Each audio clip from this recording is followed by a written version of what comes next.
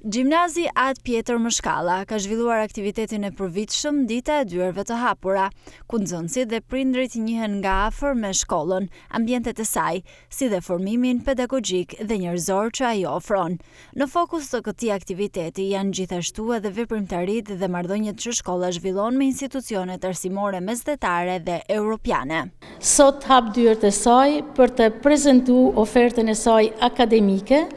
dhe njerëzore, që është pjesë e formimit të përgjithshëm që shkolla kërkon të ofrojë në përditshmërinë e saj. Shkolla ofron formimin akademik duke gërshëtuar me formimin inicial, me pedagogjin iniciale, siç është kura personalis, reflektimi mbi atë që ne studiojmë, vullnetarizmi, formimi shpirtëror. Shkolla është gjithashtu e lidhur me shkollat e tjera të provincës euromesdhetare, siç janë shkollat e Maltës dhe të Italisë, ku nxënësit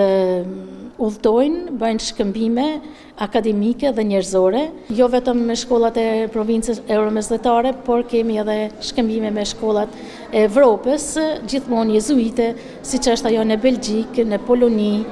tani në të ardhmen shohim edhe me shkollat tjera. Ndërkohë pjesëmarrësit në këtë aktivitet e konsiderojnë ato një mundësi të mirë informimi dhe orientimi. Unë sot kam marrë në gjimnazin Atë Pjetër Mëshkalla bashkë me djalin tim që është duke përfunduar klasën e 9, në kuadër të ditës me dyert hapura që organizoi ka gjimnazi. Dhe të them drejtën, është një aktivitet shumë që ndihmon prindin edhe fëmin, sepse edhe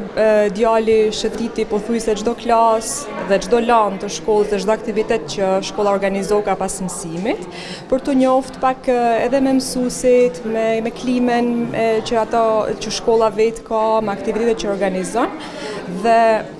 më duket sikur po I vjen goxha ndim për me marrë një vendim. Në fakt ka qenë një zgjedhje e prindit, megjithatë për mua ka qenë e domosdoshme që me e shiu çdo moment që kam qenë në këtë shkollë. Kjo për disa arsye në fakt, jo vetëm nga aspekti akademik që kena mësuesa ndër më të mirë, por gjithashtu edhe për arsye të aktiviteteve shkollore të cilat shtjellohen, jo vetëm brenda territoreve shqiptare, por gjithashtu edhe jashtë, siç janë Itali, Poloni e kështu me radhë. Që unë sugjeroj fëmijëve ose nxënësve që kanë më ardhur në vazhdimsi në shkollën tonë, është që me kanë vetvetja, sepse sa më shumë që të nxjerrin atë anën e shpirtit tyre të bukur, aq më shumë do të vlerësohen e gjithashtu kanë më ecë përpara. Në përmbyllje, Dita e Dyerve të Hapura mbetet një orë lidhëse mes shkollës dhe komunitetit, duke ndihmuar prindrit dhe nxënësit të bëjnë zgjedhjen më të informuar për të ardhmen arsimore.